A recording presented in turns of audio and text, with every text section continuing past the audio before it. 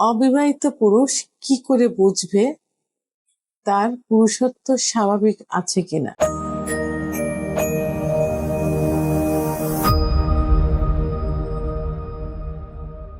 আজকে অনেক পুরুষের, বিশেষ করে অবিবাহিত পুরুষ যারা থাকে, তাদের প্রশ্নের অ্যান্সার করব। এই প্রশ্নটা অনেক পুরুষ করেছে বা অনেক যুবক করেছে, বিশেষ করে অবিবাহিত। প্রশ্নটা হলো, অবিবাহিত পুরুষ কি করে বুঝবে তার পুরুষত্ব স্বাভাবিক আছে কিনা? অর্থাৎ একজন অবিবাহিত ছেলে যে বিয়ে করতে চাচ্ছে বাট ভয়ে বিয়ে করতে পারছে না, যে তার সেক্স ঠিক আছে কিনা। কারণ এখনকার দিনের ছেলে যেমন সচেতন, মেয়েরাও সচেতন। কারণ ইউটিউব চ্যানেল, বিভিন্ন চ্যানেল, ফেসবুক পেজ সবাই এখন দেখে, সবাই কিন্তু সচেতন। এই জন্য ছেলেরা আরো বেশি সচেতন হয়েছে যে যদি আমি সহবাস করতে না পারি, স্ত্রীকে সুখ না দিতে পারি, তাহলে হয় স্ত্রী চলে যাবে অথবা মান সম্মান যাবে। এই ভয়ে তারা আগেই প্রশ্ন করে, আগেই জানতে চায়, আগেই চিকিৎসা নিতে চায় যে সে সুস্থ আছে কিনা, অর্থাৎ যৌন জীবনে স্বাভাবিক আছে কিনা সেটা সে কি করে বুঝবে। তো আজকে সবার প্রশ্নের আমি অ্যান্সার করার জন্য ভিডিও আকারে এসেছি।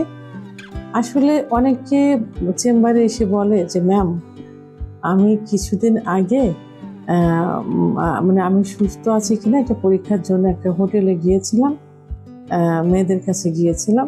তো সেখানে আমি পারফরমেন্স ভালো হয়নি। আবার অনেকে বলে যে দেখা যায় আমার ইচ্ছা হচ্ছে না, বা ইচ্ছা হলো উত্থান হচ্ছে না, বা উত্থান হলে সহবাসে গেলে আমি অল্প সময়ের ভিতরে বীর্যপাত হয়ে যাচ্ছে, এই সমস্যা হয়েছে। তো এখন কি করব? তো আসলে এই যে মানে সে ভালো আছে কিনা এইটা পরীক্ষা করার জন্য সে হোটেলে যাবে, সে একটা কল গার্ল ডেকে নিয়ে তার বাসায় নিয়ে আসবে, তার মা বাবা তখন থাকে না, নিয়ে আসবে কি বন্ধুর বাসায় নিয়ে যাবে, তার প্রবাসী ভাবির সঙ্গে সম্পর্ক করবে, মানে পরীক্ষা করবে যে সে ঠিক আছে কিনা। আসলে এটা স্বাভাবিক নিয়ম না, এটা ঠিক না। প্রথমে বলবো যে মানে ইসলামের দৃষ্টিতে এটা কিন্তু সম্পূর্ণ নিষিদ্ধ। বিবাহ বহির্ভূত যৌন মিলন এটা কি হয়, এটা কিন্তু জিনা করার হয়ে যায়। আর জিনার গুনাহ কিন্তু খুব মানে ক্ষমা পাওয়ার যোগ্য না। তো সেহেতু এটা করা ঠিক না। তো এটা আপনি কি করতে পারেন, যদি আপনার স্বাভাবিক নিয়মে আপনি ঘুমিয়ে আছেন। বিশেষ করে পুরুষের সেক্স যে হরমোনটা থাকে, টেস্টোস্টেরন হরমোন, এই হরমোনটা কিন্তু বৃদ্ধি পায় রাত 12টা থেকে তাহাজ্জুদের নামাজে পর্যন্ত। আবার দেখা যায় যে ভোর 7টা পর্যন্ত কিন্তু এটা বৃদ্ধি পায়। যে অর্থাৎ 5 ঘন্টা ঘুমালে, রাত্রে 5 ঘন্টা ঘুমালে ভোর রাত্রে 15% হরমোন বেড়ে যায়, তখন লিঙ্গ লোহার মতো শক্ত হয়ে দাঁড়িয়ে যায়।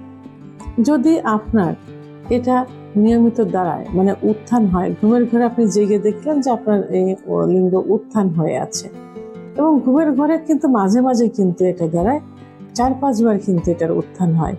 যদি কোনো একবার আপনি ফলো করে থাকেন যে এটা উত্থান হয়েছে, তাহলে আপনি মনে করেন যে স্বাভাবিক আছে। আপনি কোনো মানে সেক্সুয়াল মূলক কোনো চিন্তা ভাবনা করছেন, কাউকে নিয়ে একটু চিন্তা করছেন, অথবা বিয়ে করবেন, কিভাবে স্ত্রীকে সময় দেবেন এটা নিয়ে ভাবছেন, যে কোনো কারণে যদি মানে আপনার সেক্স করার ইচ্ছাটা জাগে, এবং সেক্স করার ইচ্ছাটা জাগার পরপরেই যদি আপনার লিঙ্গ দাঁড়িয়ে যায়, তাহলে আপনার মনে করতে হবে যে আপনার সেক্স ঠিক আছে। আপনার ইচ্ছা হচ্ছে, উত্থান হচ্ছে, দাঁড়িয়ে যাচ্ছে, তাহলে আপনার সেক্স ঠিক আছে। যদি আপনি হস্তমৈথুন করে থাকেন, এবং যদি মনে করেন যে আপনার নেশায় পরিণত হয়ে গেছে, আপনি খুব বেশি করেছেন, হস্তমৈথুন, বিছানায় ঘর্ষণ, স্বপ্নদোষ ইত্যাদি বেশি হয়েছে, তাহলে আপনাকে একজন ডাক্তারের শরণাপন্ন হতে হবে, চিকিৎসা নিতে হবে। চিকিৎসা নিলে যখনই আপনার এই যে কারণগুলো বললাম, যদি এইভাবে ইচ্ছা হয়, উত্থান হয়, তাহলে মনে করেন যে আপনি সুস্থ স্বাভাবিক আছেন। আবার অনেক সময় যে যারা এসে বলেন যে আমি গিয়েছি বাইরে পরীক্ষা করতে মেয়েদের কাছে, কিন্তু আমার দাঁড়ায়নি বা ইচ্ছা হয়নি, আসলে এটা তো সঠিক ওয়ে না। সহবাসের জন্য কিছু নিয়ম আছে। মনটা ফ্রেশ থাকতে হবে, আশঙ্কা মুক্ত থাকতে হবে, মানে ভয় ভীতিহীন থাকতে হবে। জায়গাটা আপনার জন্য পারফেক্ট হতে হবে, যে এখানে সহবাস করলে কোনো সমস্যা হবে না, কোনো ভয় নেই, লোক দেখলে মান সম্মান যাবে। এখন তো প্রত্যেকটা জায়গায় সাংবাদিক যাচ্ছে, সাংবাদিক দেখলে দেশের মানুষ দেখে ফেলবে, অনলাইনের যুগ, সবাই দেখছে। এইরকম প্লেস যদি হয় এবং মেয়েটা যদি আননোন হয়, মেয়েটা যদি কলগাল হয়, বাইরের থেকে নিয়ে আসছেন টাকার বিনিময়ে, মনে মনে ভয় আছে যে আপনার সিভিলিজ গোনোরিয়া জীবাণু তার ভিতর আছে, সেটা আপনারও হতে পারে। এই আশঙ্কাগুলো যদি আপনার ভিতরে থাকে, তাহলে তো আপনি কখনোই সেক্সের সময় পারফেক্ট সময় দিতে পারবেন না, আপনার পারফরমেন্সটা তো ভালো হবে না। সেহেতু এদের কাছে যে পরীক্ষা করাটা সঠিক না। সঠিক আমি যে কারণগুলো বললাম, এই কারণগুলো যদি হয় তাহলে এটা সঠিক। এবং আরেকটা সঠিক হলো, আপনাকে কি করতে হবে, বিয়ে করাটা হলো সঠিক। বিয়ের পরে একটা মেয়ে আননোন অবস্থায় থাকে, তার সাথে দেখা নেই, কোনো কিছু নেই, পরিচয় নেই। প্রথমত এরকম হতে পারে 2 সপ্তাহ, 3 সপ্তাহ, 1 মাস এরকম হতে পারে যে গেলাম, সহবাসে গেলাম, যাওয়ার সঙ্গে সঙ্গে বীর্যপাত হয়ে গেল, অথবা লিঙ্গ উত্থান হচ্ছে না, ইচ্ছা হচ্ছে না। এটা প্রথম মাস, প্রথম সপ্তাহ, দ্বিতীয় সপ্তাহ এরকম হতে পারে, এটাতে ভয়ের কোনো কারণ নেই। কিন্তু 1 মাস পরে যেও যদি সমস্যা হয়, তখন আপনি মনে করবেন যে আপনার এটা সমস্যা, আপনি যৌন লাইফে পারফেক্ট নেই। যখন আপনি 1 মাস পরেও আপনার স্ত্রীর সঙ্গে পারফেক্ট সময় দিতে পারছেন না, সেটাই আপনার জন্য অস্বাভাবিক।